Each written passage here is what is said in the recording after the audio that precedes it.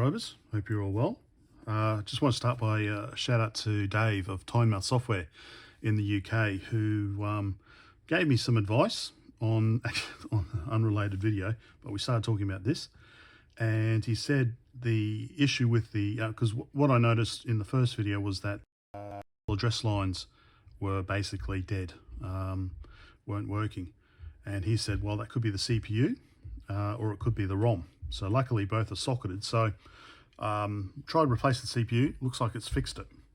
So one issue with Soviet machines, and maybe immediately post-Soviet, especially if they're using Soviet parts still, is that they used metric 2.5mm pin pitch rather than imperialistic 2.54mm, or 0.1 of an inch, or 0.1 of an inch, is that right? Anyway, so on a smaller chip that's not such a problem, but on, say, a larger chip like 20 pins, it adds up. So I've got the Soviet chip on top, or wherever it's from, mostly Soviet, because I think the Eastern Bloc, they did use 2.54. It's just the Soviets that had a thing about it.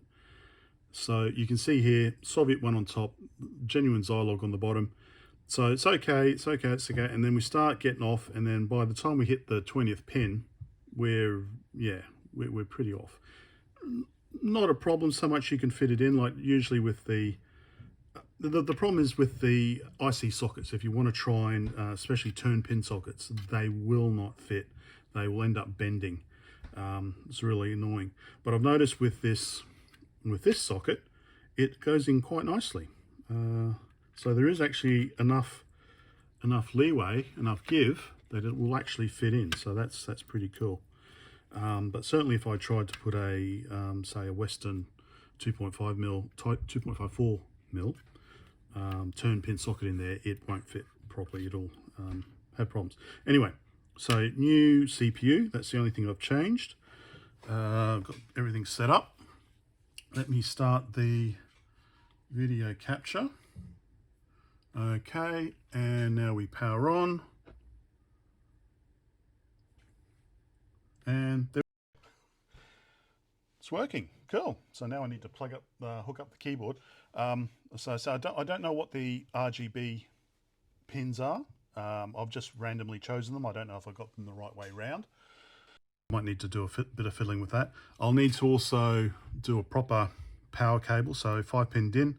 I'm just going to run it off USB. So I'm just going to chop a USB cable, get the ground and the 5 volts to a 5-pin DIN, so we can power that properly there. Let me just power that off. Let's stop recording.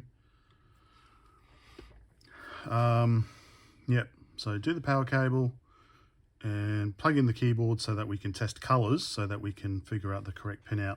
Then we can try and load something and see how good this keyboard is. Actually, one thing I normally do is pull the keyboard apart, so we'll do that as well. Let's do that now. Actually, got the keyboard out. Is that not in the way? And yeah, I've seen this type before. It's it's pretty shitty, but I guess it did the job 30 odd years ago. So it looks like we should be able to, with some care, just unclip the, there we go, just unclip it so we don't lose the spring. Can we get the other side? There we go, got the spring in there. So yeah, I've seen these before. They're not terribly good, but I guess they'll do the job in a pinch. So I don't know what sort of lubrication I can do. There's the obviously just printed bit of cardboard in there. So all sorts of different colors. Actually, we've got a combination of grey and black. So you see, it keeps getting stuck. Maybe a stronger spring would help, or maybe just some lubrication in the middle there. I don't know if that would help. But anyway, let's worry about the keyboard later. I say I have come into experience with, I have experience with these key switches before, And they just unfortunately can't really just swap them for a Cherry. Well, not so much, you know, swap them, just I'd say redesign a replacement keyboard using Cherry MX, because I think these are a little bit too close together for Cherry MX. You know, 19.05 mil, is that it? So that might not work, so we might be stuck with what we've got. But actually, let's have a look. So that's how it works there. Just trying to see where the friction is. See, that seems to be working okay as it is. So maybe it's the clear plastic that's causing the problem. Anyway, let's do the power. Let's try and figure out the color and then load something. Almost done. So I'm just using a cheapo DIN plug this time, and I've just chopped off a USB micro B or something that I didn't need. Got loads of them. Let's chop off the end. So glued heat shrink always works really well. So it's just form it how you want it, let it dry, cool down, harden, I guess, and put this on top. So yeah, the Soviets, well, they always used 5-pin DIN connectors for their power supply, I guess. Well, in my experience, I should say.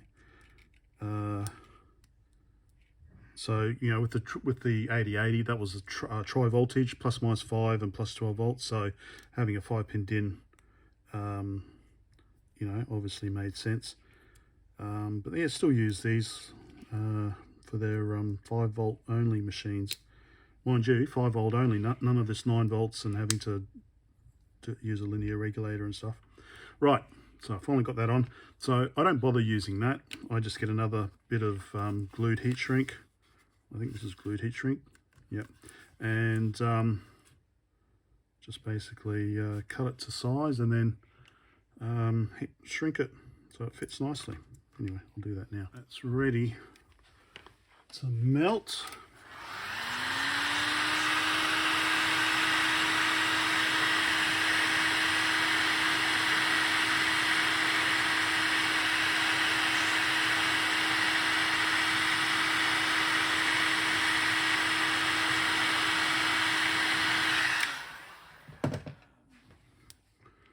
Okay, form it up while it's still hot.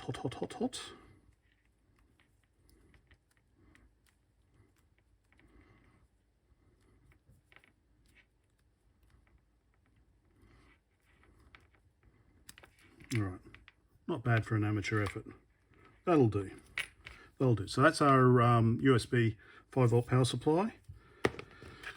Now let's put it back together and see what the colors look like.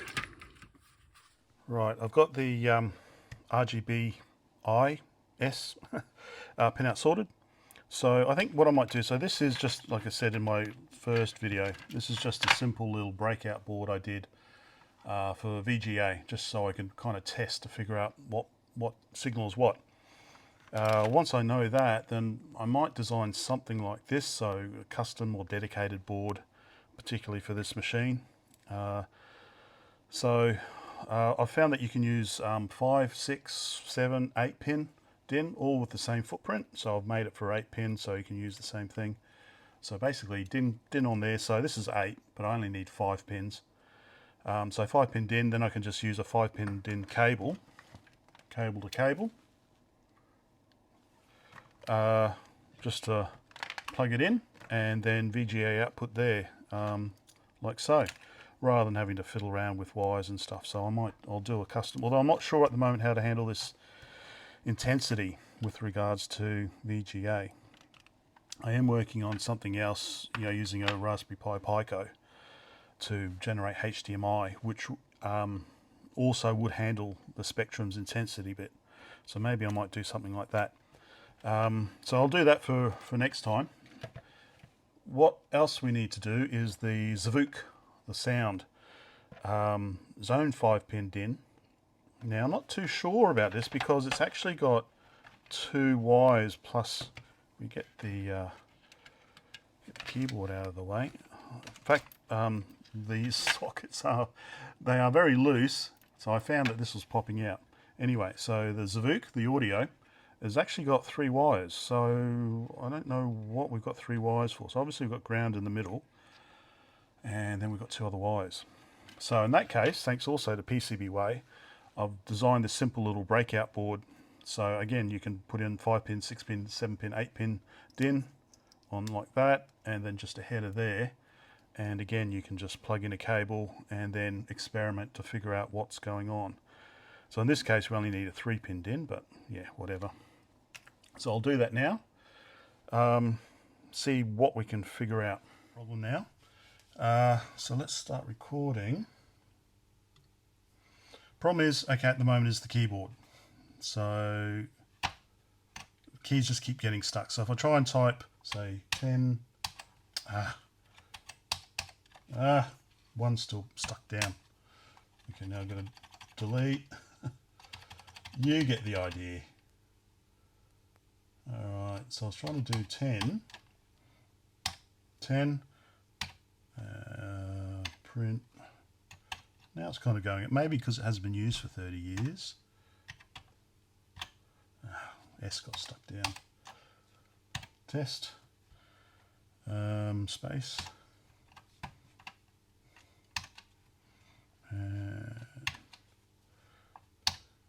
Okay.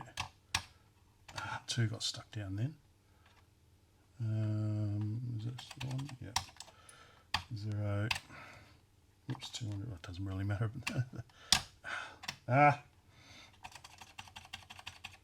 Okay. Okay. Go to 10. Stop. Maybe even cutting out a little bit of the. Anyway, I'll worry about that later. It's just that getting stuck, so maybe I just need to cut a little bit more of the surround out. Maybe that's the problem. Okay, now run. Cool, okay. Break. Is it break? No. Scroll, no. Okay. So, now about the keyboard. So, this is the Moldovan byte. So it's not the same mechanism, but it's still a pretty terrible keyboard. You know, you've got to really press down and stuff like that. So I had designed a replacement using Cherry MX key switches, but the problem is the spacing is just a bit too wide. So I could probably cut more of the case out. That might be a possibility. Now that's what I'm wondering about this one here. I did have, so these are standard keys. They do look like they might fit, but that's just 2. So the problem is, I think if you've got a whole row of them, they're just going to be too close together, which is something I found with these key switches on another computer. I think on the Microsha. It's got similar key switches and they are just too close together. But what I could do, I guess, is cut. There is a little bit of a indentation here, so I could cut that, and that might just give me enough space to fit in a Cherry MX replacement keyboard, which I think would look quite nice actually. Although these are nice keycaps, but it's just not really usable. For Cherry MX key switch, it would be a really nice neat little machine. So yeah, we'll do that. I think we'll have a look into it anyway. I've sorted out the audio. Audio is pretty simple. 5-pin DIN. So I tested it using my little cable I made up. And it's just pin 2 is ground, pin 3 is plus 5 volts, and pin 1 is the audio, actual audio signal. So I guess you can get power out for an amplifier or something maybe. I don't know how much current that's going to draw. So that's sorted as well. I think that's about it. So I'll get a proper VGA RGB to VGA cable made up, converter board made up, so we can get rid of this, and I'll make a audio speaker cable, and I'll look at designing a replacement keys replacement for this, which will be pretty simple because it's rectangular. So there we go. Then we'll try loading something. Oh, here's another Spectrum keyboard I've got. This is a really nice one, but it's trying to find something that will fit it. Obviously this won't fit in here, a little bit too wide. So there we go. There we are for the moment. Thanks for sticking around. Hopefully that was interesting. Bye for now.